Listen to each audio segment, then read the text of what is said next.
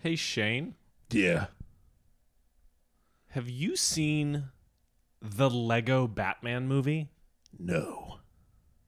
Why are you talking like that? Because I'm Batman. Well,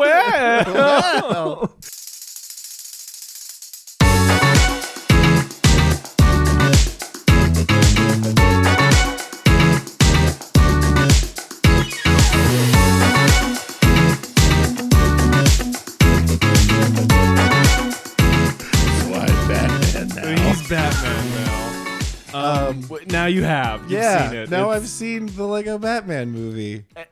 It's been why it took so long for me to watch it. I don't know. The thing is like, I get it.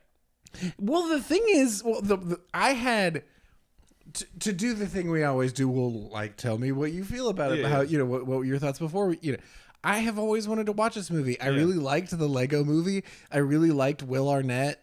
It's Will Arnett, right? It is Okay, Will Arnett as Lego Batman, who is, in my opinion, like top 5 Batmans. Yeah, I mean, yeah, like it would be pretty hard to.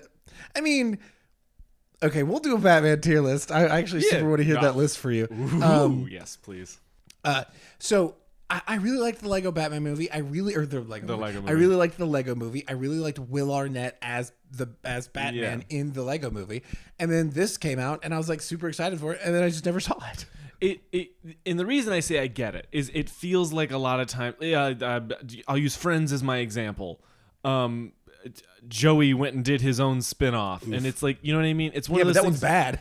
bad. But my point being is, like, perception-wise, like, why you wouldn't rush out to a theater to go see Right. it is like, it's the spin-off of a character who would probably only work in the small doses in the Lego movie you got, right?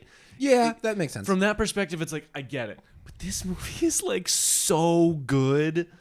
This has happened twice in my life. Like I've ended up taking not my siblings, but like my cousins or something, like my younger cousins, because my aunt was like, "Hey, I don't want to go to this movie. Would you take them to it or something?" Yeah. Did it with like some like family friend, whatever. So I was Yeah. like the one driving, and I was like, "Well, I want to see it, so I'll just stay." And I thought it happened with this, and it happened with Into the Spider-Verse. Ah. And I thought it was infinite. Both of those movies were infinitely better than any of them did. Yeah. And it's like, it's just like so well written. Yeah. Okay. I want to talk about literally the one thing I don't like about this movie, and then we Fascinating. can talk about everything else that is so great Yeah, about it. okay, The yes. one thing I don't like about this movie is all the Lego shit. Yeah. The master builder stuff. It just feels so out of place. Okay. I understand that it's like a spin-off from the Lego movie, but I wish it just would have been Will Arnett's Lego Batman in a Batman movie. And Not to say that it couldn't be Lego animated. I still Yeah. think that's super fun. I actually really like the way it looks, and like I think the movie looks great, like Yeah. just great. It has a couple of Batman images that I'm like, why did that go so hard? Dude, I Like, know. Why is that like frameable? There are several. There Yeah. are like individual frames where it's like, oh, they know what they did right there. Like Yeah. they had one little shot of him being like perfectly posed, and then he stands up. You know what I mean? Yeah. Like, but it's all of the mentions of being a master builder or give me that 6x2. Like, Yeah. I don't know why, but it feels so unneeded. It feels very like universe buildy in a way that feels very not what this movie is. In the funniest way possible, I kind of disagree on the Master Builder stuff, because Batman canonically is a gearhead, so he would Okay. just constantly be building shit anyway. And this just takes it in a very literal direction that Yeah, I agree like, is a bit like world Okay, connecting. like But that is a good argument and pushes me towards liking it a little bit more. Yeah.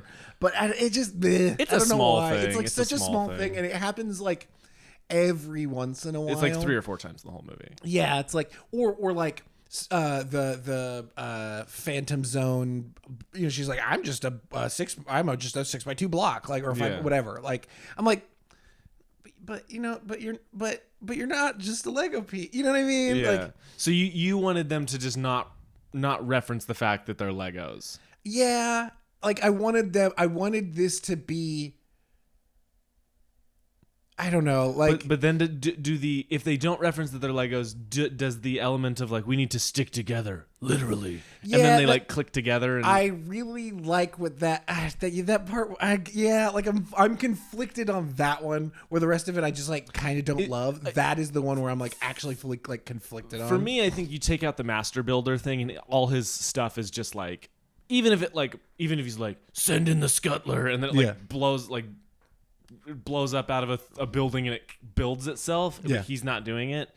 I like that they reference the fact that they're Legos. He's like, it's built on a bunch of flimsy Lego bricks. Yeah. It's like, it's a funny concept to me. Yeah, I don't know why. Like, I don't have. It's like the one thing that I wasn't like, meh, and then I just like didn't love.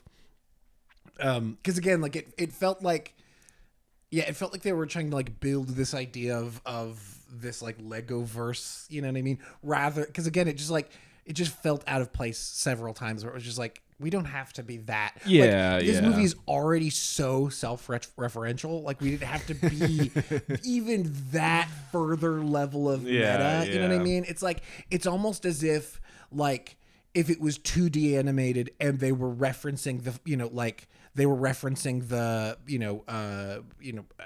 outlines or referencing you know what I mean? It's like that is just like one further level of meta that I don't think this movie needed. It's like, I get that. It's like I like the meta-ness of how much how in conversation this movie is with the history of Batman. We don't also need it in conversation with the history of the Lego movies.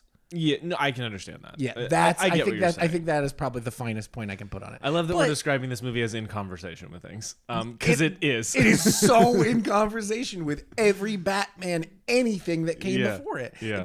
I was about to say, except for maybe the animated series, and then no, it makes like several. Yeah. Like no, there's literally a shot. They recreate the trailer, arguably the most iconic image of Batman of all time. Not even arguably. It's the one with the red sky and he's silhouetted on the roof, and the lightning bolt strikes behind him. Trying to think of a single other image that would be more iconic, and I can't do it. The only ones I can really think of is there's a couple where he's got like the cape on the ground and he's like standing and the cape's like over his shoulder. It's like there's a few isolated ones, and none of them I think are quite as iconic as that Batman the Animated Series image. Why am I not watching the animated series? I don't know. It's I haven't seen it all. I'm the biggest Batman fan ever, and I haven't seen every episode. I watch it periodically. Like, I'll just be like, it's time to watch 3 or 4 episodes. That just did psychic damage. I can't believe that. It's right here. I mean, no. This is no shade against The Walking Dead, but you rewatched The Walking Dead before finishing the animated series. Here's the thing.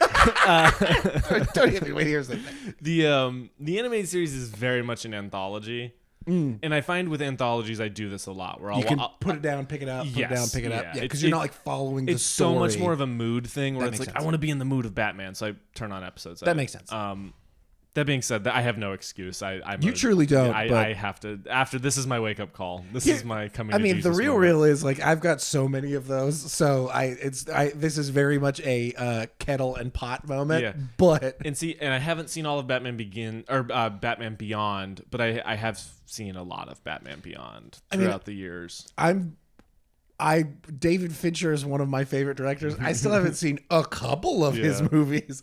I'm a huge Alien fan. I still haven't seen several Alien movies, including David Fincher's Alien movies. So definitely the bat calling the kettle black. Exactly. But anyway. Okay, so on to everything else that is very good about this movie. Yeah.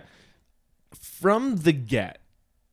Like, sometimes you go into a movie, a lot of times it's like kids' movies where you're like, oh, all right, maybe there'll be a few laughs. It's like, from the get, you're like, oh, this movie's clever. Like, it's like, it's actually like doing things. It is so funny from the first frame to the very last frame. Yeah. It is like actually very, very funny. It doesn't lull ever. Like Will Arnett genuinely, like, look, he's hilarious in it, but he's giving a good performance. Yeah, like 100%. When he lets himself kind of be like a little more emotional, it's like, this is like really, when he as Breck described, White Fangs the Scuttler away.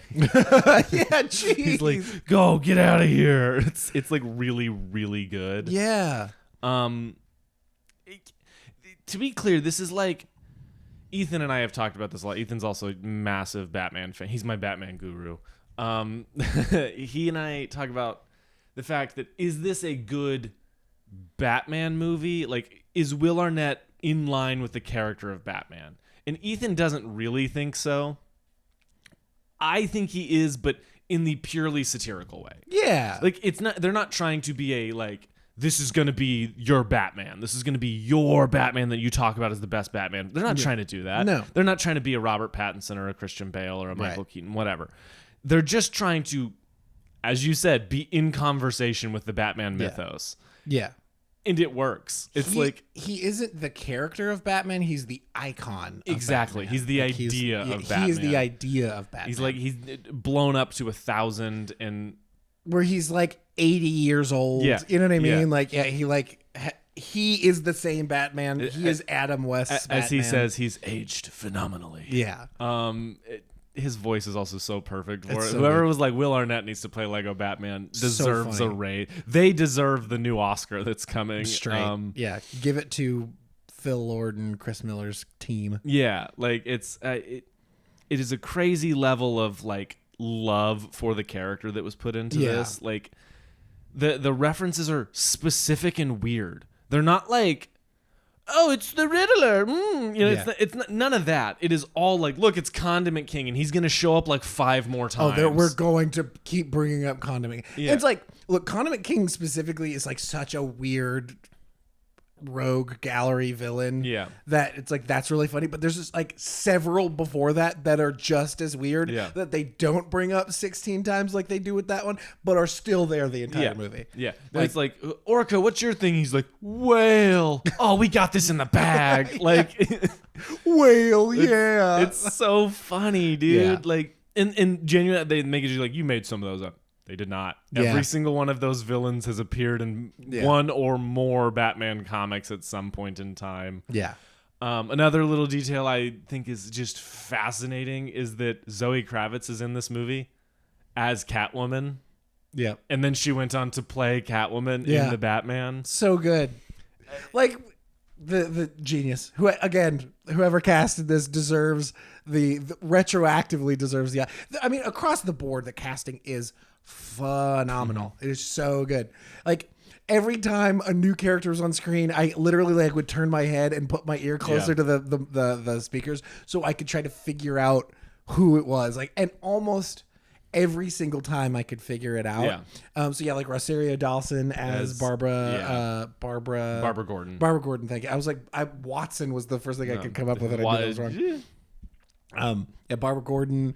Michael Cera as Robin. Michael Cera as Robin's like inspired. Oh, like truly great. Like, oh man. I mean, and then like, oh, it's the fucking line. He's like, my name's Richard Grayson, but all the kids call me Dick. Well, children can be cruel. Such a good line. That is such a good line. Freaking Jermaine Clement as the Tower Sauron. Yeah. Freaking Eddie Izzard as the freaking Voldemort, which is hilarious. Not Ray Fiennes, who is in the movie as Alfred, who's a really great Alfred, and a phenomenal one. He's such a great Alfred. Like Holy shit! Honestly, he isn't even doing a satirical Alfred. No, he's just doing Alfred. Like he is Alfred from the animated series with that snark and that bite to him. Yes. Oh, it's so good. He is so good. Conan O'Brien as the Riddler. I want to go back and watch those scenes because the Riddler only has like maybe 2 or 3 lines. Yeah, I would love to like hear it out. Riddle me this. Yeah. What just happened? Which is such a like. And it also feels like and who knows, this could be ad-libbing and they're just like, go off, like we just got to get the. But everyone feels like they're written for the actor playing them. Oh, you know 100%, what I mean? Yeah. I mean, and we still have some of the Justice League holdovers from Channing Tatum, Jonah Hill, Adam Devine. Oh, who's Adam Devine? The Flash. The Flash. Okay, I knew I recognized the voice, but I couldn't tell. That in that scene, it's very funny that Crypto's the DJ. Like it's just like it's one of those things where it's like you just know these guys loved this. I know, like that. Yeah, like the Lego movie and going into this one, you can really feel like the deep love for this world, for these characters. It reminds me of what Ben Affleck talked about a lot when he was like doing his tumultuous time as Batman, Because what people forget about Ben Affleck is he signed on to do Batman, then he signed on to write and direct and star in a Batman movie. Then he decided not to direct the Batman movie, just be in it for Matt Reeves. Then Matt Reeves decided he wanted to go a different way. So he's like, I just don't want to play it anymore. So he retired as Batman, and then he came back 3 more times to play Batman. Yeah, right. It was like this weird, crazy thing, and then a bunch of stuff about his movie is leaked, and his movie seems like it would have been really cool. Like there's some animatics. Like he even posted a video of Deathstroke. Well, in right. costume. I remember that, man. Yeah, like it was like a thing that was going to happen, and then it just never happened because he could never, as he put it, crack the script. But he said, he's like, look, if you're going to make these movies, it takes so much. Yeah. It is so much money, time, passion, your life for this. If you're going to do it, it needs to be the dream come true. It needs to be somebody's like, since they were a kid, they wanted to don the cape. Yeah. And he's like, and that just wasn't me. And so he's like, I just want to walk away from it. Then he came back 3 more times because paychecks are nice. I can't imagine. Other than the Snyder Cut, I think he just came back just to do that. I'm sure he had to get paid legally speaking, but he came back and filmed the Nightmare sequence. Yeah, okay. I was about to say, like, what do you have to... Yeah, he came back and filmed the... Yeah. Oh, and then he also had to do the Martian Manhunter. Yes. Yeah. Oh, that might have actually been filmed already, and they just cut it. Really? I don't know. There's it's pretty fuzzy. They filmed so much that got cut for Justice League. Like, man, we should do I'm 100% on board with that. like a Joss, and we should do that. We should do that soon. I'm super in. I want to rewatch. Stay tuned. Yeah. I really want to rewatch those because I really like the Snyder Cut. The Snyder Cut. I love how you describe it as like a tone poem. I mean, it is. It is. It's just, like it just especially is. the first half is just like a weird, and it's awesome. Like that's to its credit. It's so unabashedly what it is. Okay, on a podcast that I listen to, shout out to the Vergecast. It's a very popular podcast. It doesn't need my shout out, but there's like kind of an ongoing joke about how the Warner Brothers AT&T merger, like because of that, because of many things that caused that, or because of net neutrality got overturned. AT&T bought Time Warner so that they could. So they could prioritize their streaming services on their infrastructure, which that's what net neutrality would have stopped them from doing. And so they bought Time Warner, or they bought Warner Brothers, so then they could create HBO Max, which gave them the ability, or which they used the Snyder Cut to like market essentially. So Neeli, the like host of the Vergecast, like hates the Snyder Cut. He always describes it as like a grayscale square Justice League movie, and I'm like, he's a little right and a little wrong. And then the thing I thought was really interesting was like, I understand he's trying to do the IMAX frame. I'm like, that's not IMAX. No, it's like that's not IMAX. No, it's just 4:3. It's just 4:3. It's 4:3, and when you do 4:3, you have to frame it differently. Yeah. I mean, to Snyder's credit, he's like, these guys are the Greek statues of the gods. That's you know what I mean. He's like, I like the framing. I like a weird aspect ratio. Dude, give me a weird aspect ratio all day Zack long. Snyder is crazy. Yeah. And the one thing you can't take away from him is his visuals are grabby. Oh, you know what I mean? Like, yeah. even if the CGI is not great, his framing is always good. Yeah. The visceral visuals that motherfucker can put together. Yes. Like, that's the thing is, that's where he puts 85% of his emphasis. Yeah. Like for better and worse. Like, Yes. there are times where because of that, he has made fucking iconic images of not only just like through cinema, but of these iconic characters. Yeah. Like there's several iconic frames of Superman, Batman, all freaking Wonder Woman. Yeah. God, why couldn't I not remember her name? You know what I mean? There are iconic images of those characters because of Zack Snyder. Yeah. I don't know why we're talking about this, but I brought up Ben Affleck to close the full loop. Ben Affleck talking about this should be somebody's dream. This movie felt like everyone who worked on it, it was their fucking dream. yes, Because like Rosario Dawson is like Queen of the Nerds. She's famously in like every nerd thing. We love that. We love her for that. She's literally in a Marvel, a DC, and a Star Wars thing. Yeah. What's the DC? Daredevil, and then this. Oh, She was also in another DC show, but don't.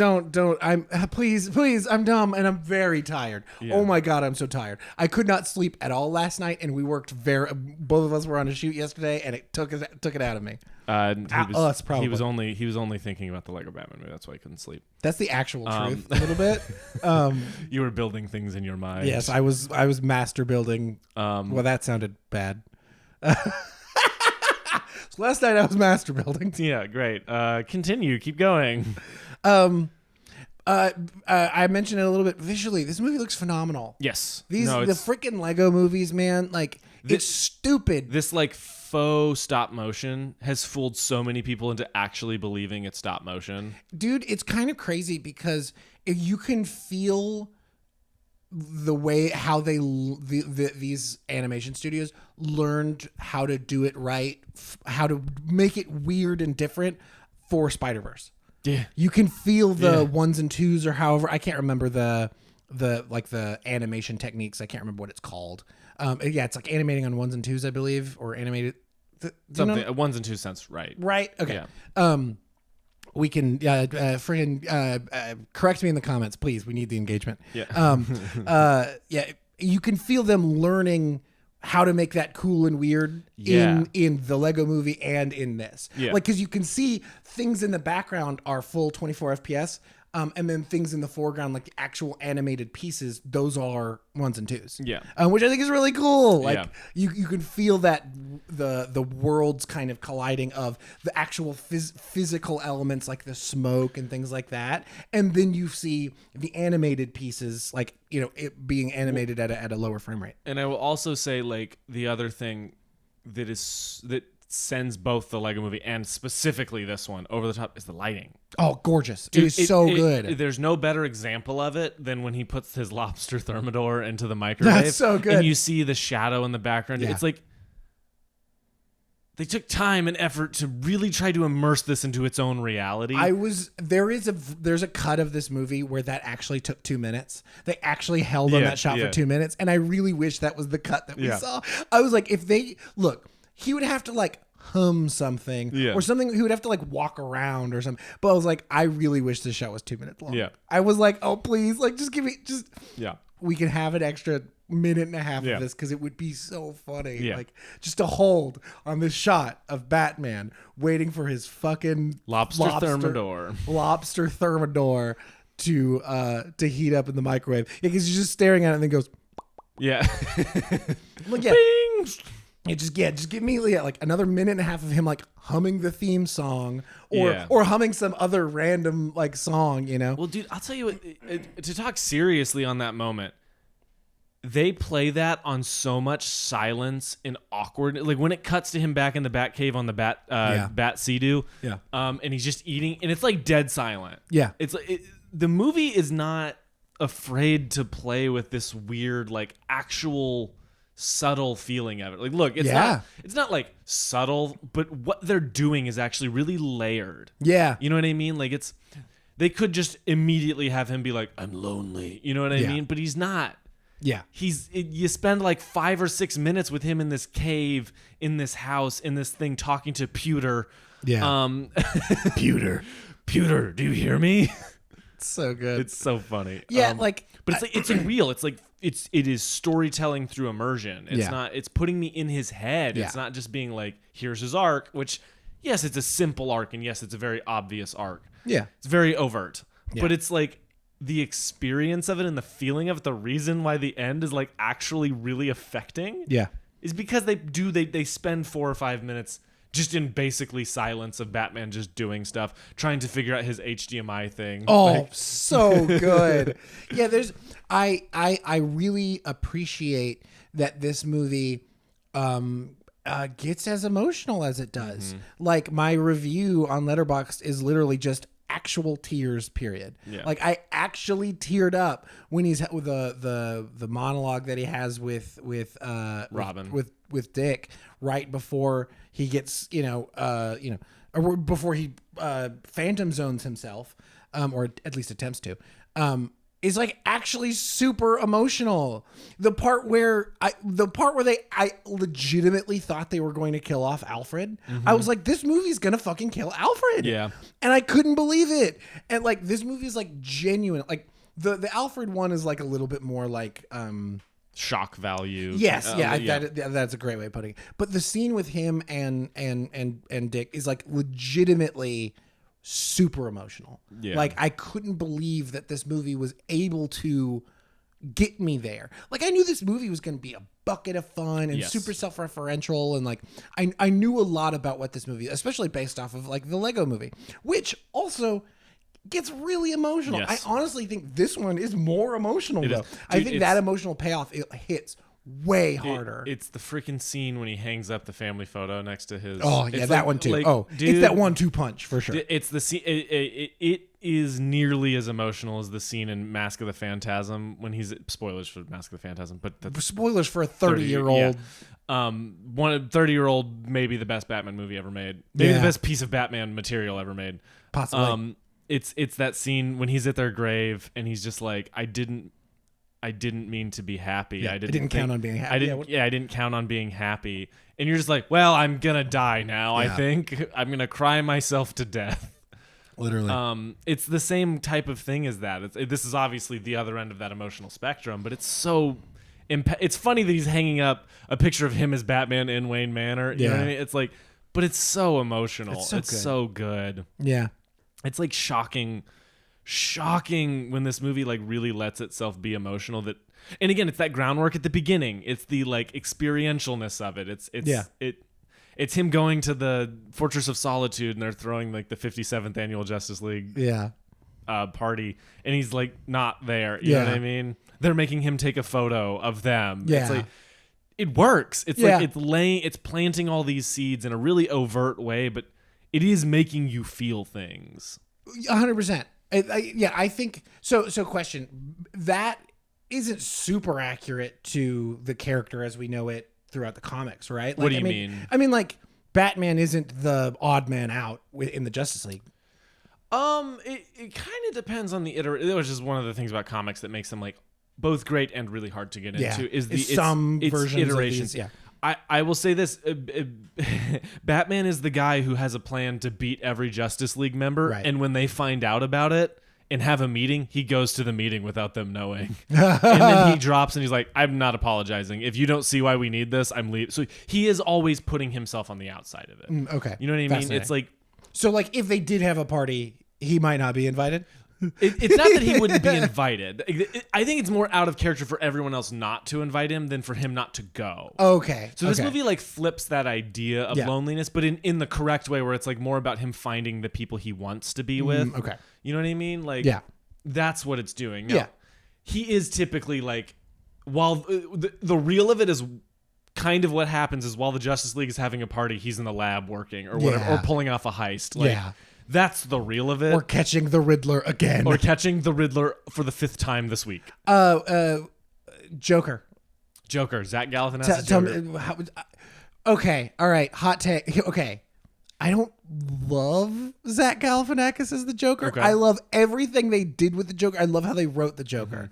But maybe this, I don't, kind of feels like Zach Galifianakis being Zach Galifianakis. It does. I can agree with that. But I agree with what they do with the Joker. Yeah. I mean, look, the Joker wants to smush Batman. Like, That's such a fun.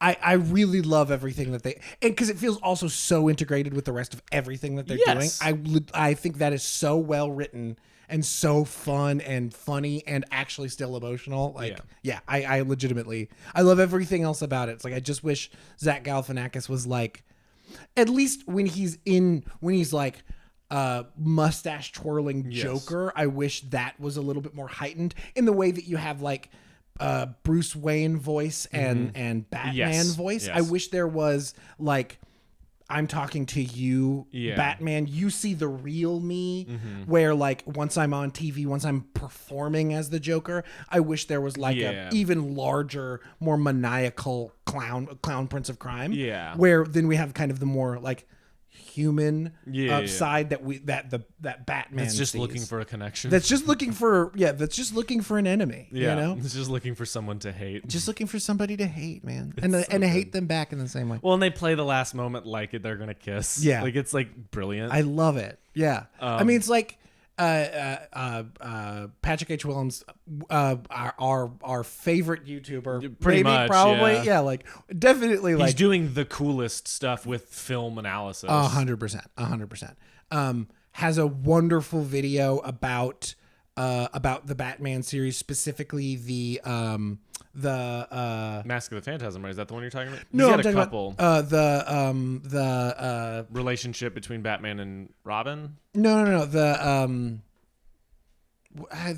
what friggin' I'm trying the 90s Batman movies, him like reevaluating the 90s from the lens Patrick of Explains. The Patrick Explains the Joel Schumacher Batman movie. the Joel Schumacher. Thank you. I think it's That's what- specifically Forever, but I think it's both of them. Yeah, no, it's both of them. Because like talking about how specifically like gay this character is, how the homoeroticism is intertwined with this character, which Patrick H. Willems it is based off a book that he read, but he's like talking about it in video form. And Joel Schumacher being a famously gay director, openly gay man. Yeah, I think this movie like is the first one that like actually has anything to say about that. Yeah. Like in a real like open way. Yeah. I think Breck pointed out when we were watching, he was like when Batman brings Robin in on the very first like heist, and he's like, and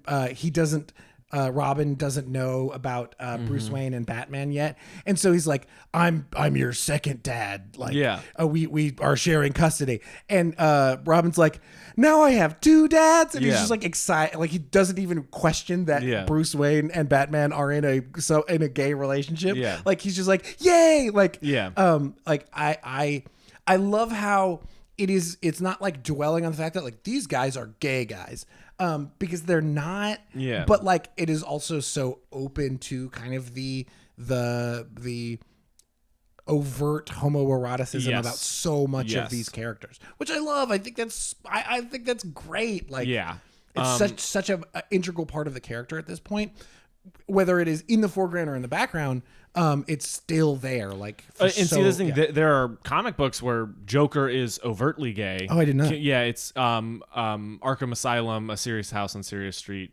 Is that the subtitle? It's been a while since I've read that one, but in that one he's overtly gay. He like wears now it's in a very like kind of nice. He's like wears a corset and is like but it works. Like it works for the book, and he's just in that very much in love with Batman. Like it's very much a part of it. Yeah. And they're hey man, for all we know, I mean Joker could be pan, he could be bi, you know. Yeah. Like he wherever the wind takes him, you know. It's a weird thing to talk about this, but I would never headcanon Joker as a sexual being. I would always like picture him as like asexual at the least. But he's into intellectual relationships, you know what I mean? Like, in like a very like legitimate, serious way. Is like, and for me that would be part of it, because the thing that interests him about Harley is that he can manipulate her, but she is incredibly smart. Yeah. You know what I mean? So it's challenging him in that way. Yeah. Which is horrible because he's the Joker and he's bad. But the thing about Batman is that Batman is in every way his equal. Yeah. Intellectually speaking. Yeah. And so they're constantly pushing each other. Yeah. You know what I mean? He's not manipulating Batman. He's trying to outmaneuver Batman, and that makes him love him. Yeah. You know what I mean? Like, it's awful and horrible and unhealthy, but that's my headcanon for it. No, I love that. I love reading it like that. Because I just can't imagine Joker being interested in any sort of physical intimacy. You know what I mean? Like, this is now we're getting into this. No, the idea of the Joker and Harley Quinn making out, you know what I mean? Like, wrong. Like, no. Like, canonically, I think they have and do and whatever. Like, there's been versions where she has his kids and stuff, but it's like, those feel very few and far between, in all honesty. And for me, they've never been the ones that are like, look, is there something interesting there? Yes, mind that, explore that, but Joker does not feel like a being who's interested in that. And I honestly love that reading. Like, because like, like, why, like, why would he want that? Like, he's too interested in all of everything else that he can explore in life to be. Because like, I think there's like really like darker versions of that Yeah, that I yeah. don't think should or No. not could, but would be really tough to nail. And if you couldn't 100% get it right, don't do it. Yeah. Trust me, and I don't say any of this to be like it's a choice. No, it's like I just picture in my head that Joker has zero interest in any of these things. And It's I really like that you reading. know. I think that's really cool. Like I think that's a really good way of reading that character. Um, Because like that, like again, like why Yeah. outside of the manipulative nature of it, which is tough. Yeah. No, it's like I said, he's a parable for all of these awful things. Yeah. In every version of him, and Yeah. every you know what I mean. Like there's been versions of Joker where all of a sudden he decides to start. Like there's famously Mayor Joker stories where he starts cleaning up the city better than Batman. You know, what I mean? It's like it's stuff like that. It's like there's iterations, changes. I mean, it's whatever. like basically what he's doing in this movie. Yeah. Like he's just Yeah. like, we're surrendering. We're Yeah. giving up. Okay, take me Yeah. to the Phantom Zone, please. What just happened? Riddle me this. So it is like that's just always been Yeah. my head canon of Joker is that like I love look that. like with Harley it's different. It's Yeah. Harley is his like in the grossest way possible, in the way that I think is disgusting and awful, his toy. You know what I mean? His Like, muse. yeah, like literally, I have a Batman comic. I love Harley Quinn. Harley Quinn's one of my favorite Batman characters. Yeah. When she's done right, you Yeah. know what I mean. Which Shout out to the animated series. shout out to Harley Quinn the animated series, which is very good. Well, no, because wasn't she She was Yeah, introduced from- in the animated series. also the Harley Quinn animated series? She started in this actually as like a one-off henchman. Too. Right. She was supposed to be in one episode, and everyone was like, "She's like really That's good." the coolest shit ever. Please bring her back. And the funny thing is, in that episode, I believe she's also just a henchman. There's no like real characterization. It was all design that people were like, "Well, that's cool. That's like, what's the cool. deal with her?" What's her vibe? Yeah, and so then She became, seems kinky. Like, she what's going became on? this like, in a very real. She became a gay icon. Harley Yes. is a gay icon Yes. for comic books. I mean, yeah. Anyway, in the Harley Quinn animated series, she's dating Poison Ivy. Poison and Ivy, yeah. It's like it's great. Anyway, Have you watched that? yeah, it's very good. I've heard so many good things about it. I really the wanna watch first it. two seasons are like perfect, Yeah. and then after that, it's just like a well-written, Yeah. funny show. I haven't caught up. I'm behind on season 4. One of my favorite comedians. Oh God, I'm gonna forget his name. What is his name? He plays King Shark in the show. Oh, He voices King Shark. oh, he's so good in it too. I absolutely love him, and I want to watch the show, if only for him. Even though I know Honestly, everything else is great. That's about an it. episode. We'll find Okay. maybe we'll do a DC month. And Maybe we'll do DC month. and do a bunch of DC. Yeah, we stuff. could dive into. We could do a post mortem on the Flash. Yeah, oh, And- God. Wait, did we do a Flash episode? We didn't do a flash, but we talked about it in Okay. a B segment. I think. Okay. Briefly. Yeah. I would honestly love to do a rewatch of the entirety of the DCEU Yeah. and just like talk about that. Anyway, Do a but- true post mortem. do a on true that one. postmortem on that one because it is both as bad as you remember and not as bad as you remember. Yeah, maybe It's that like- could be. Maybe we could. Okay, like maybe that could be a month yeah. where we do, like a few in an episode, and then like a mini-sode of one specific movie, Yeah, and then yeah. a few in another I'm episode. super into that. I think it's a I think great it'd idea. be cool, and just like across a month or something. Yeah. I'm super into that. The Lego Batman movie. Barbara Gordon. How do you feel about Barbara Gordon? in Okay, this? I'm glad you brought this up. I was going to bring this up. There is, for me, if I'm writing this, Yeah. if I'm writing this cast of characters, this world, this is another thing. Dick Grayson. She is typically the daughter of Jim Gordon, who is Dick Grayson's age. Who is Barbara Barbara is Dick Grayson's age. is Dick Grayson. Okay, sorry. I thought you were saying that Jim Gordon was Dick Grayson's age. I was like, whoa, he's not that. No. So he is and also I learned this only a couple years ago is that she's not his biological daughter. She is technically his niece. And her parents had died, and so he's her dad, but Yeah. he's not her Right, biological yeah. father. Which is a great detail that made me love that dynamic even more. He's not the stepdad. He's the dad who stepped up. Precisely, in a very literal way. I love that phrase because it's like really sweet and also kind of hilarious. Yeah. Anyway, so it's you ever watch a video of a kid giving a stepdad the adoption papers, and then you'll start don't. bawling. Yeah, I will. I'll cry sitting here right now thinking about it. But anyway, so to me, Dick Grayson.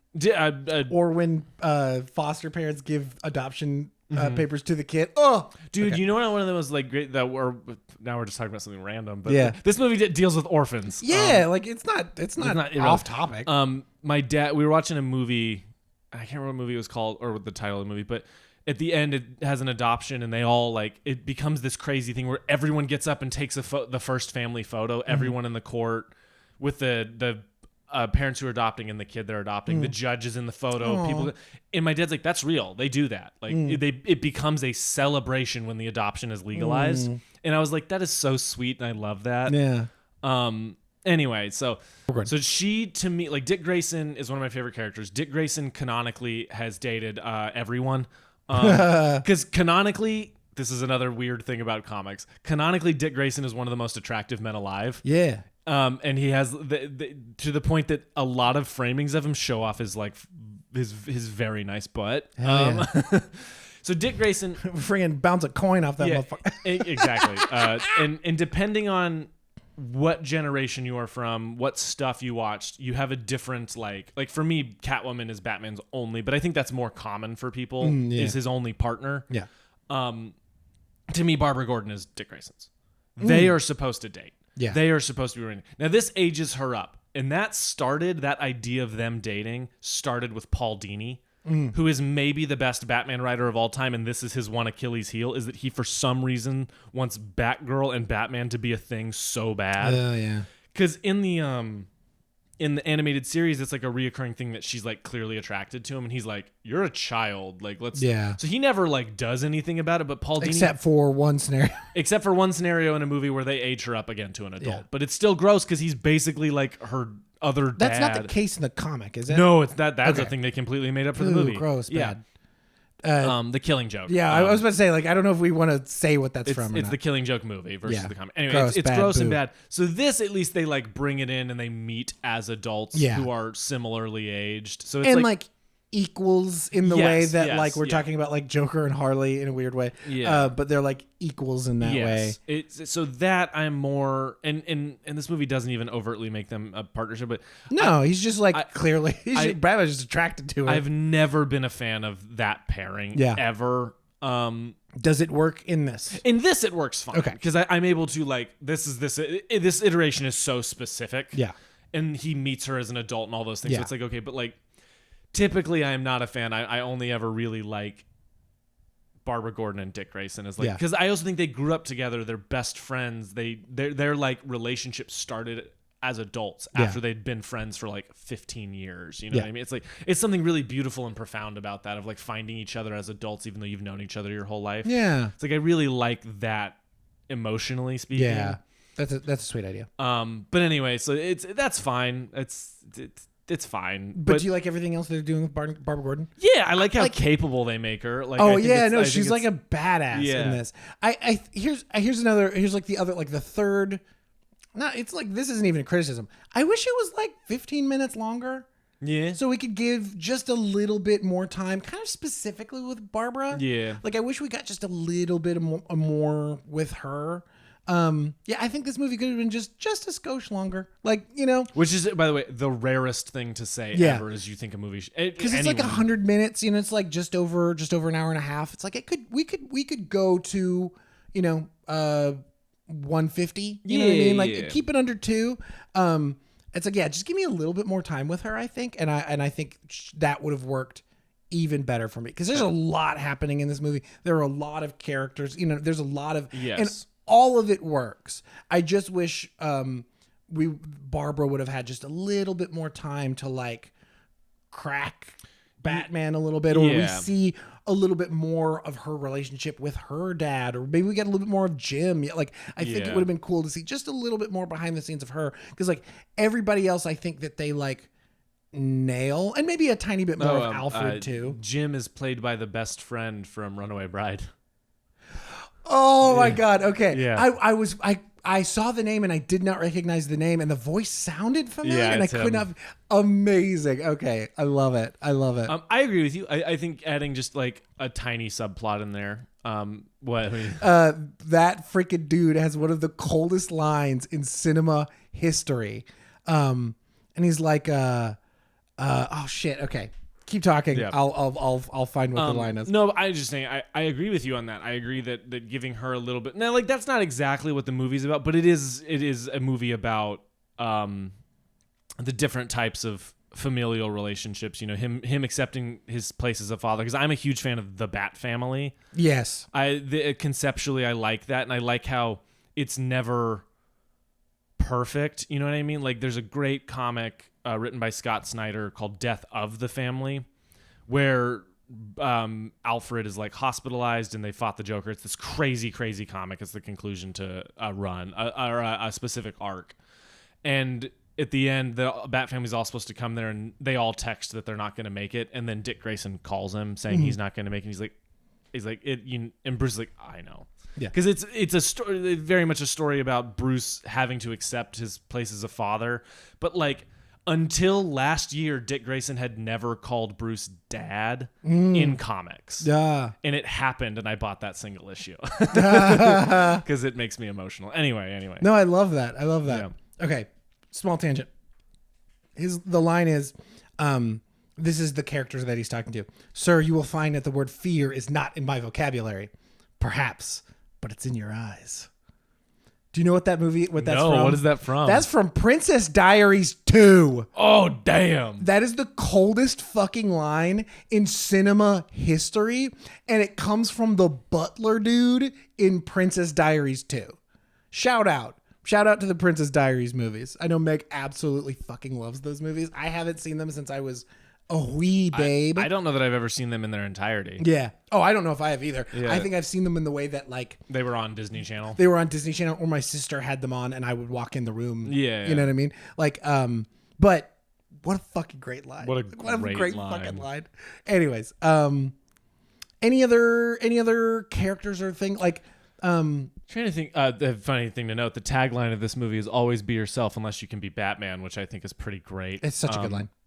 Any Rogues Gallery thoughts? What are your thoughts on the Rogues Gallery coming to the rescue at the end of the movie? I'm really into that. Yeah, I think it's super fun. I have an idea for a comic where the Rogues Gallery decides to like take on the Joker. Oh, and like it's something I've just like casually been like That's sick. plotting out, but it's like conceptually I think it's really cool. Yeah.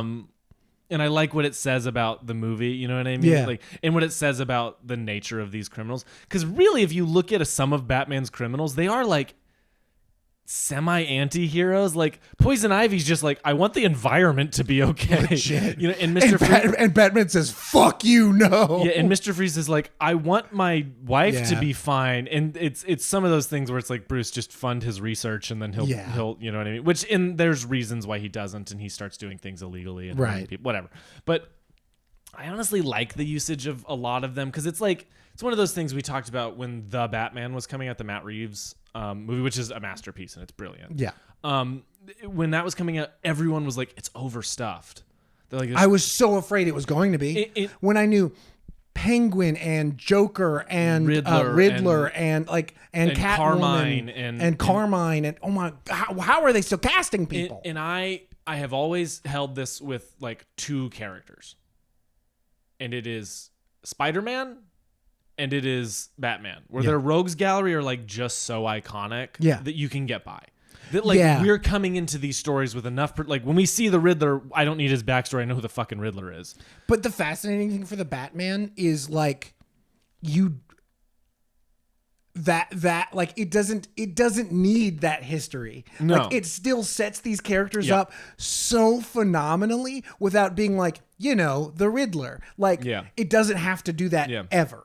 Because these characters are like so different from, or not so different, but they're different enough from like the comic iterations. Which is why I'm not nervous about James Gunn's Superman. Yeah, everyone's freaking out about how overstuffed. And look, I mean, it's James Gunn. It's James Gunn who does arena movies. You know what I mean? Arena movies. I don't think I've heard it described. That's what they're as called. Yeah, they're such a good description. Yeah, an arena movie is not a group of movies. It's or a large cast of characters in a movie. An arena movie is like, I'm trying to think of like Diner. If you've ever seen Diner, it's got Kevin Bacon and Diner's a pretty good movie. It's worth a watch, but it's about a group of people going through different things that lightly interconnect. Like they're all friends. Got in that it. Okay. It's like that type of thing. But like Guardians of the Galaxy is that. It's like oh god, what's the freaking movie called? Love Actually, like one of those kinds of things where it's like different stories kind of all kind of interconnected? Kind of. Think like Dazed and Confused, or like seen Dazed and Confused. Oh shit. I one of my many failing big, another one, which I don't know if you've seen, other Fast Times at Ridgemont High. Those are kind of arena films. Got it. Anyway, I'll look up the term arena film. That may have been something that I'm gonna get pretentious here. Funny enough, Matt Reeves' film screenwriting teacher, one of them. Yeah. The other one was fucking Jeff Loeb, who's a Batman comic book icon. Yeah. That's why the Matt Reeves Batman movies are very likely going to adapt a lot of his stories. Sick. Anyway, Frank Danielle is this like renowned film analyst and screenwriter, and he invented this like film script doctoring thing where it's what I've talked to you about and what I've talked on this about. It's all about fixing things through what's working and in the conversations and structuring these conversations from the perspective of 4 questions and things like that. It's all about that. And Frank Danielle taught my professor taught me that methodology, which is but he also you went to film school? Yeah, I went to film school. This guy went to film school. I have a film degree, which means everything I'm saying is right. True. Anyway, so it's that idea. How do we get on this? I keep forgetting Matt Reeves, Batman. Oh, characters. Yeah. I just think I think I'm not worried about Superman's because James Gunn has done a bunch of these big arena type movies with the Suicide Squad. With Yeah. I think all the superhero characters in that are going to be in like one action sequence and one scene, and then the rest of the movie is going to be about Superman. Yeah. Like I'm not worried about or that. Like they'll be minor characters, yes. or like have a couple. Yeah. Because I mean he's introducing like Mr. Terrific and Hawkgirl and Metamorpho and like I understand that's a crazy sentence, but like it's I don't know we'll see.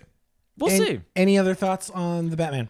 The Lego Batman movie, I just think it's awesome. Jenny Slate as Harley Quinn is just inspired casting. Brilliant. Across the board. Channing Tatum as Superman. When are we getting his version of the Lego movie? I don't really want that, but I think it would be funny. Him and Green Lantern get a spinoff where they hate each other. Oh God, just give me 21 Jump Street, but with them. Anyway, no, I just genuinely love this movie. I mean, it's like a 4.5 out of 5 for me. Yeah, like I think I can't believe it's got like a 3.8 on Letterboxd, which feels low. It needs. Everyone jokes on Letterboxd that 3.9 is the sweet spot. Like that's when you know a movie's gonna hit. It's 3.9. Get this to 3.9. Yeah.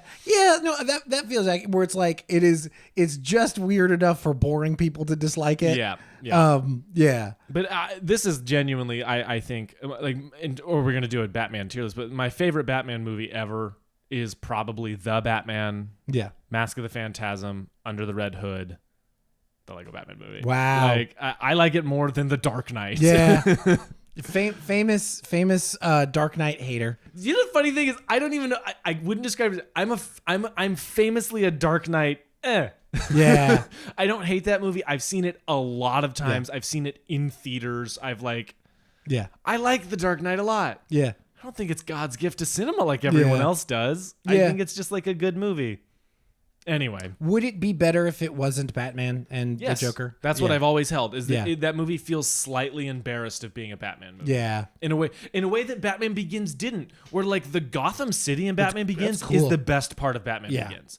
Gotham City it's like way more Blade Runner than Chicago. You know what I mean? And then it's just fucking Chicago. It's like the hard pivot to just Chicago, and it's like no, and that's what makes Matt Reeves the Batman so good. Is Gotham feels like a place I would look at and be like, I am never going there. Yeah, like it works. It's like the dumb thing of New York is a character. Yeah, I know. It's like Gotham really is though. Like it needs to be. It can't just be Chicago. Like it just can't be Chicago. Like Like I mean, that's one thing that I like love about like the Tim Burton Schumacher. It's like that is Gotham. Like it is gothic. Goth is in the name. Yeah.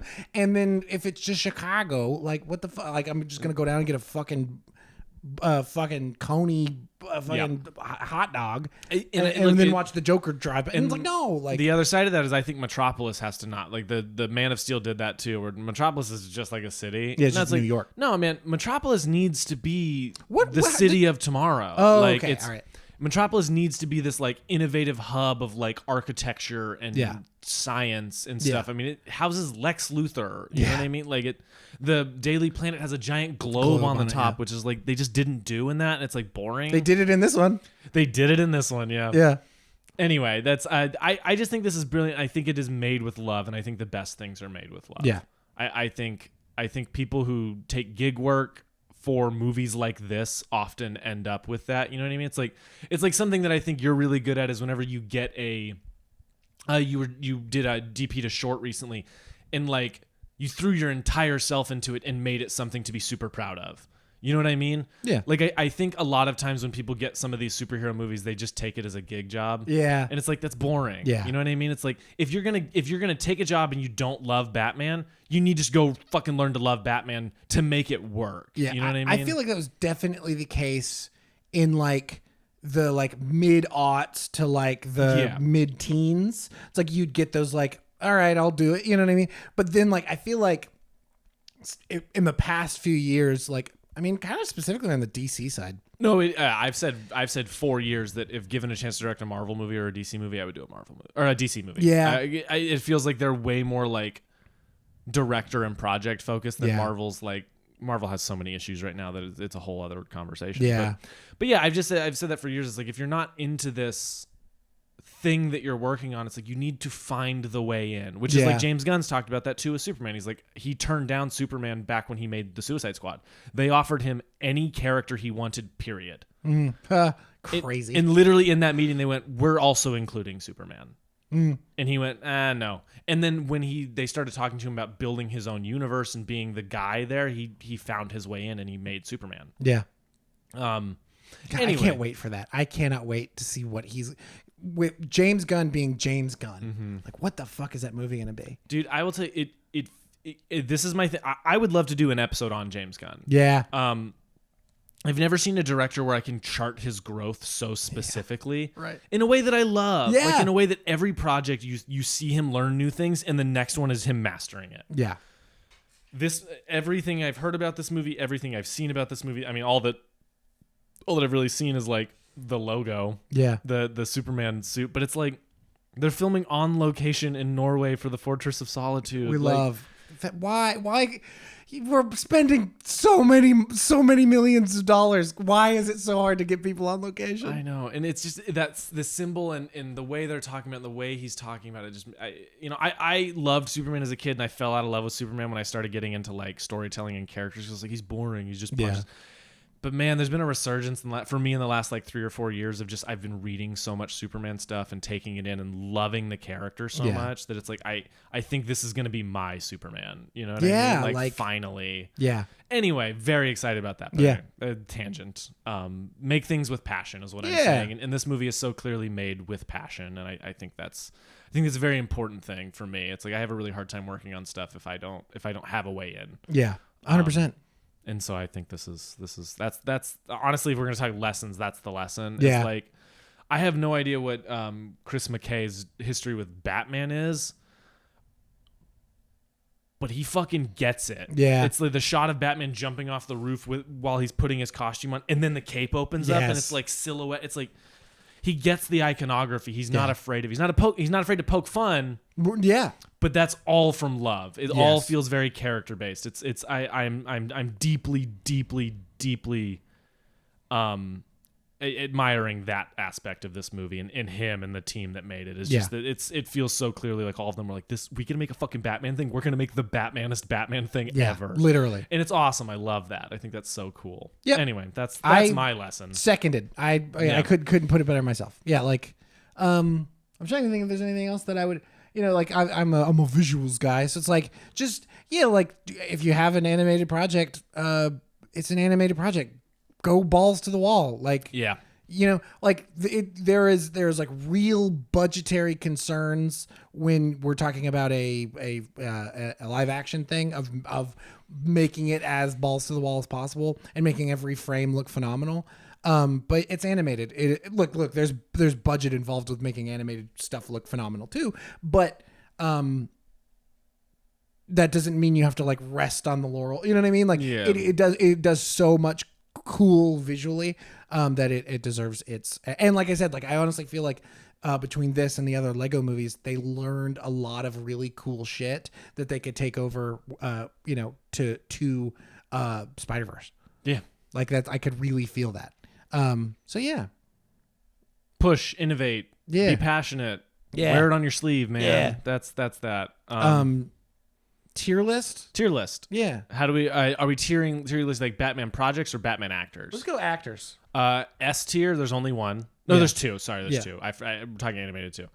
S tier is Kevin Conroy, the Yes. greatest Batman that has ever lived. He's S plus. He's Like, he literally is his own. Dude, Dude, he's Batman. Mark Hamill literally retired as the Joker because he's like, I don't want to do it without Kevin. Yeah. And yeah, I wouldn't either. You Yeah. know, that was a hard day for. I like started crying at work because Yeah. I heard about that. I mean, that man was my fucking childhood. Yeah. He is the voice when I read Batman comics. Yes. That was a tough one. Yeah. He is S plus. He's Yeah. the greatest that has ever done He it. is Batman. Like He is Then there's S Batman. tier. There's Batman, which is Kevin Conroy. Then there's S tier. S tier, which is Robert Pattinson. Yeah. Period. He's the only one in S tier for me. Yeah. And then down below that in like, what is it? A? Is Yeah. A the next one? I honestly think Will Arnett is maybe A tier Batman. Yeah. Like, and then B is Christian Bale, Michael Keaton, Ben Affleck, who I do think gives a good performance as Batman some of the time. Yeah. But I don't love the characterization. So B, but if we're talking performances, he's B. And then Val Kilmer and them are somewhere down the line of that. I think Val Kilmer's good. I haven't seen that movie in literally 12 years. Yeah. No, I think Val Kilmer's good. I think I would put. Did you put Keaton in A or in B? I can't remember. B. I'd put Keaton in A. Yeah, like And then it's- I think Keaton in A, Kilmer in B, Clooney C. where's Bale for you? Bale I know it's blasphemous for me to say Bale's in B, but A minus B plus. I think his Batman voice is not aged well. Yeah. Especially when we've seen other people like Just Pattinson B. do it great. Like B. Yeah, he's Yeah. B. Yeah, like again, I do agree that they do feel it feels a little embarrassed to be Batman. Yeah. Where it's like, and his Bruce Wayne isn't Bruce Wayne. His Bruce Wayne is like so. It is Bruce Wayne, but it's so over the top and Yeah. so like. And that's part of that's the writing is that they're not giving Bruce Wayne like any level of humanity. Yeah, it's like only in Batman Begins, and like everything else, he's just like, I don't know, like that just doesn't. That feels like a separate thing from like Bruce Wayne. Like, Versus like the Batman making that part of the arc of him Yeah. having to like learn to build the Bruce Wayne persona. Yes, You know what I mean? yeah. And they're also just doing a different Bruce Wayne in that they're doing much more of like the reclusive rock star kind of guy, like yeah. Rockefeller, whatever. Yeah. Like that type of thing. Anyway, And look, I like a different take, but it feels like, it doesn't feel like a take on it. It just feels like, I don't know, he's also Bruce Wayne. Like he's also a billionaire. yeah. You know? It's like the one scene I think he really gets to shine with the Bruce Wayne Matt 2, I guess, is when he's like drunkenly telling everyone to leave his house and begins. Yeah. I think that's pretty good. And then when he's like talking about Harvey in The Dark Knight. Yeah. When when he's like, It's like you get those like little moments, but it's yeah. like so It's like much of the rest of the movie. It's like not. it's less interesting. Oh, and then in the only other one in The Dark Knight is like during the car, where he saves him the car crash, where he like saves him from the Yeah. and he's like, it's like, oh, who's in the car, like, you know what I mean, like that Yeah. feels it's like trying to catch the light, like like I thought that kind of worked for me too. Anyways, Yeah. where's Adam West for you? It's like he's so I have not seen 60s. I've not seen a lot of the show, but Yeah. I've seen the movie. Yeah. I would put him in B probably. Yeah. Again, I think in that's terms super of fair. of Yeah. the take he's doing, Yes. he's very much doing it Yeah. in a way that's fun and cool. Yeah. I agree with that. It's like, because he's like not doing a bad job. He's just not doing like the Batman that is the common I'll current Batman. I'll also put up Bruce Greenwood voices Batman in an animated show. I would put him in B verging on A. Like he's not given all that much, but there's a couple scenes that like have stuck with me, and his performance is like pushes it. Hell yeah. Anyway, yeah, Bruce Greenwood. Anyway, there's a short tier list for them. Short tier list. BC segment real quick. Yeah, let's do it. You are a Batman fan, as we all know. I did. Oh shit! Is it Batman trivia? Of course it is. Damn That's it. my favorite shit to do. If I mess this up and I got the Naruto stuff right, Some of these are kind of random. So we'll just fucking go down the list. Who created Batman? Bill Finger and Bob Kane, right? Yep. Yeah. In what year was Batman first introduced? And I'm bad with dates. Yeah, 1938. Oh, so close. 30, I'm gonna give it to you. It's 39. 39. You were so okay, close. Yeah. That would. In what comic book was Batman first introduced? Detective Comics. Do you know what number? Oh, was it? Is it? It's in the teens, right? No. 20s. Yes. 24. 27. 27. Very yeah. close. Like again, like you're. Again, you're I'm bad so with close. numbers and dates. These Yeah. are my two that I'm like fucked on. What iconic character inspired the creation of Batman? Was it Zorro? No. You know what? I'll kind of give that one. Like, Zorro is often used in the marquee. Like he often was seeing a Zorro movie. yeah, that I don't think is was incorrect. It's Sherlock Holmes is what is on. It's like Okay. both. Like I think marry those two, and I'm right. Yes. Who's the supervillain alias of Jervis Tetch?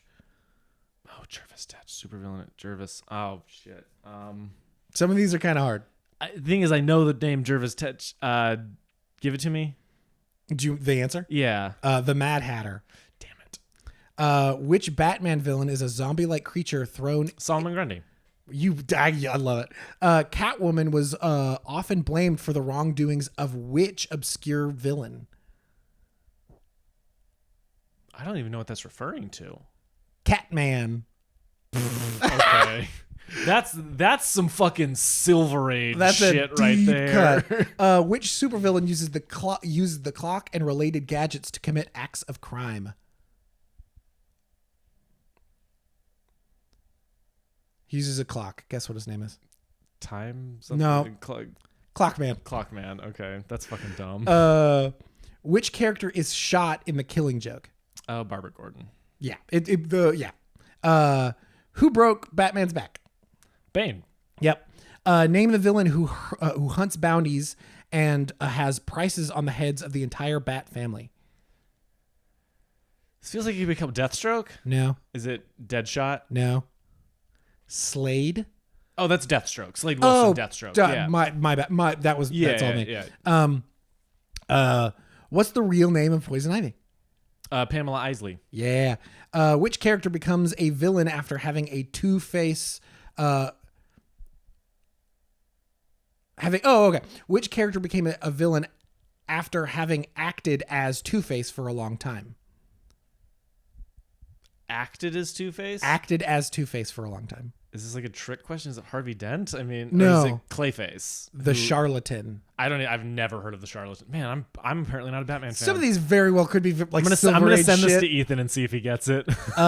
Who scores a 10 in acrobatics and is a Bat family informant in the comics? Informant? Informant is how it's pronounced, or is how it's written. A 10 in acrobatics would be Dick Grayson. No. Who is... Catwoman? Was she an informant? No, she just kind of turns... But that's a weird way to put that. I'm not going to... Yeah. I pull these lists off of the internet sometimes, and sometimes they have bad and or wrong answers. What's the alias of the villain named Edward Nygma? Oh, the Riddler. Yeah. Which Batman villain strikes on holidays only? Oh, strikes on holidays only. Oh, Calendar Man. Yeah. That's such a freaking silly... Sorry, the reason I hesitate is there's the Long Halloween, there's the serial killer that is named Holiday. Oh, and they go to Calendar Man and talk to Calendar Man and shit. Like it's amazing. It's a great book. What's the name of Batman's loyal pet dog? Oh, Ace. Ace the Bat Hound. Ace the Bat Hound. Who is Batman's first Robin? Dick Grayson. Who's his second Robin? Jason Todd. Who's his third Robin? Tim Drake. Who's his fourth Robin? Damian Wayne. Hell yeah. All right. I didn't count those. You did really well. Depending on if you go with a Elseworld story, and then I think the third one would technically be Carrie Kelly. Ooh. From Dark Knight Returns, but I can't remember if Tim Drake was introduced before that or not. Yeah. I'm not positive on that. Yeah. And she's also not like a canonical one. She doesn't pop up in other stuff. Yeah. Recommendations. Can I go first? I'm gonna do 3 things. Yeah, go. Because I know you have a lot to recommend. Mine is specifically Batman, the animated series movie, the Mask of the Phantasm. Mask of the Phantasm. I was like trying to say Phantom, and I knew I was wrong. Mask of the Phantasm, phenomenal.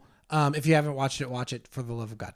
How is that so good? Like it's so good. It's so good. It literally has like 4 of the 5 most iconic images of Batman ever made. 100%. And it is so like so well written and performed and animated and like it's truly actually kind of scary. Yes, truly great. The other 2 other recommendations completely off topic. Beyonce's Cowboy Carter. If you haven't listened to it, go listen to it. And also watch alongside it Nope. I think is such a good pairing for Cowboy Carter. That's interesting. Like because people keep saying that Cowboy Carter is Beyonce's country album. It's not a country album. It is country influenced. It has country songs on it. It's not a country album. That feels belittling is not the right word. That's not. It feels like it's putting it in a box. Yes. It's so much more than that. It is an ode to the South. It is an ode to Black America in the South. And I feel like Nope is so in conversation with that as well. This is In Conversation, the episode. This is In Conversation with Spencer and Shay. Yeah. Like, come on the pod, In Conversation. No, sorry. I'm just like reference. Oh, we're getting so meta. Yeah. But yeah, no, I would highly recommend, if you haven't watched Nope or if you haven't watched recently, go watch it again. Holy shit, how did that movie not get nominated for a single fucking thing? Literally the best day for night in all of movie history. And listen to Cowboy Carter. Like, I think those 2 things put together are really fascinating and a really fascinating look at Americana and the Black experience. Like, I think I can't recommend it enough. Shout out Beyonce. Shout out, everyone in Nope. Those are my recommendations. On to a very long list of Batman things. My pile. It's Batman. This is the first Batman thing we've really talked about. It's insane to me. Unbelievable. But I have just starting off, I'm going to recommend Batman the Animated Series. I haven't finished it. This is my promise. I'm going to start watching this. I'll watch a couple episodes a week and just start blasting through it. Yeah. I'm sure I'll get hooked and finish this in like a week and a half. That's probably true. This is great is maybe the best Batman thing ever. Yeah. At least it's the best Batman like world ever. Yeah. It's iconic, it's brilliant, and it is just unreal how good Kevin Conroy is and how good Mark Hamill is. Yeah. It's awesome. And you can kind of pick up anywhere. Like if you want to just watch random episodes, as long as they're not like a part 2, because there's a couple of those. But like, just pick up and watch whatever's interesting to you. It's a great thing. Yeah. The next up is a weirder comic. Brian Azzarello wrote a Joker book. That is an upsetting cover. Flip through the pages real quick. I'm gonna put this down.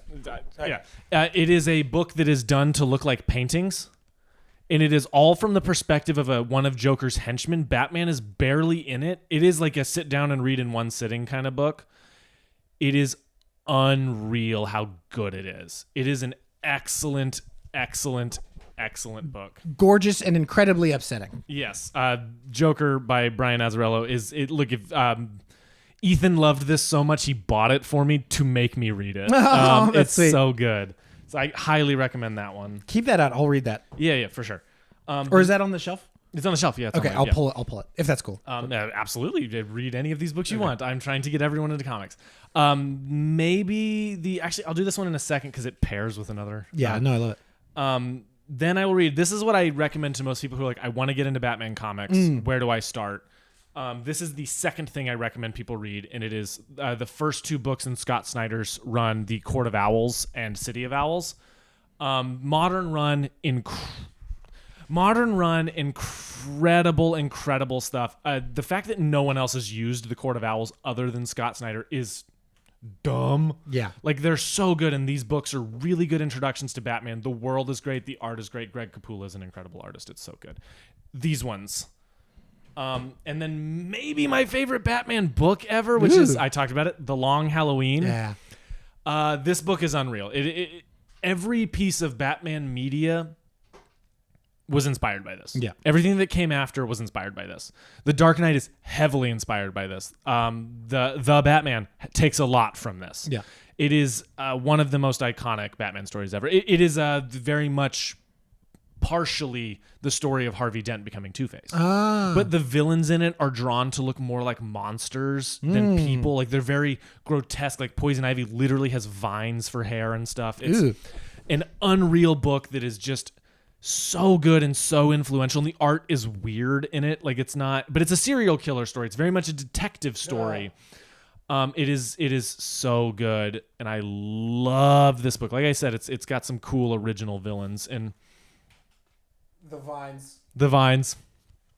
Yeah, the Long Halloween is a brilliant Batman book. Very cool. Continuing on that note, this is the first thing I recommend people read when getting into Batman, which is Batman Year One. Yeah. By Frank Miller. This is like the first Batman like comic that I sat down and read. I knew a bunch about the character, but this is the first like full beginning to end. This is a quick read, but it is like another thing that every piece of Batman media is influenced by. Like, you know what I mean? It's like the Batman is Year Two. You know what I mean? Is the idea of it. And this is kind of, this is one of the books that Matt Reeves really recommended people read. Along with Batman Ego, which I do have, but I didn't bring in here today. This is a really good one that I recommend everyone read. It's a little older, but in a way that doesn't hurt it. In a way that like absolutely works. It's great. What? When did that come out? The 80s. The 80s. Oh, okay. Yeah. Oh, that's older than I thought it was. Yeah, no.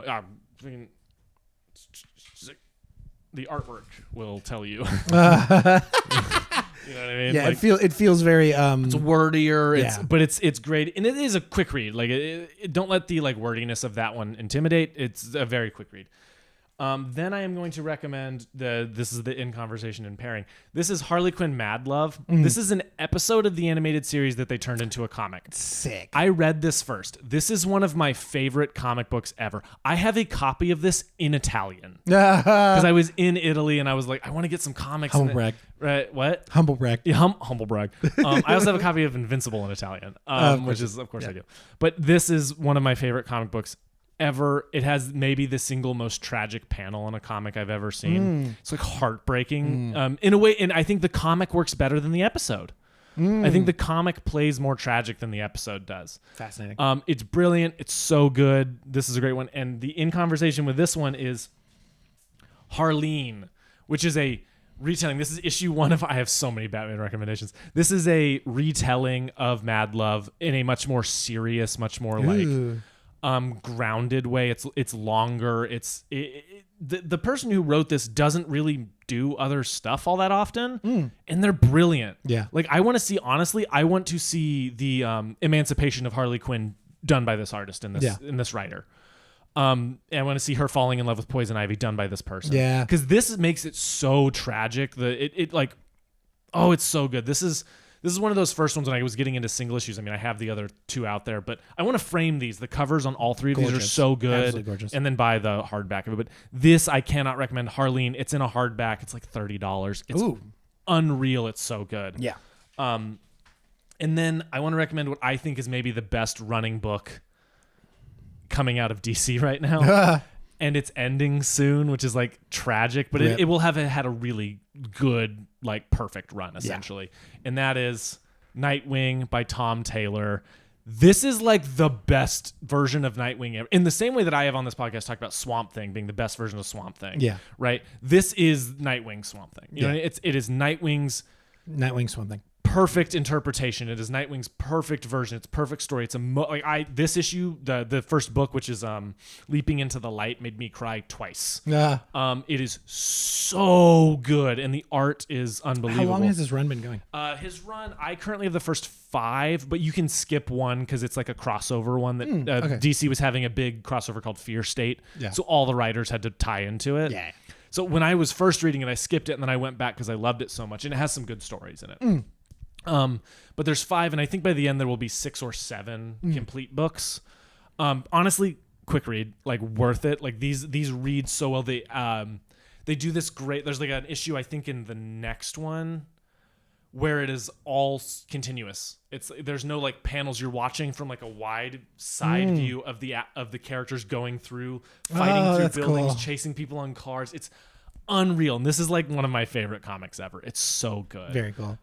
That's my Batman recommendations. Other than that, Mask of the Phantasm, Under the Red Hood, Batman Beyond, just so much. The Batman, so much stuff. The Lego Batman movie. Yeah. I'm a Batman fanatic, as Yes. it's very obvious and clear. Yeah. So that's kind of what I'm throwing out there. And But you didn't know those I know, I didn't- two random, probably Silver and Cat. You didn't know Catman. Yeah. Because the funny thing is, Catman's a different character now, I think, than he used to be. Oh, And, okay. Anyway, it's a whole thing. That answer could also be wrong. The Naruto one was. There was Yes. wrong things in the Naruto one.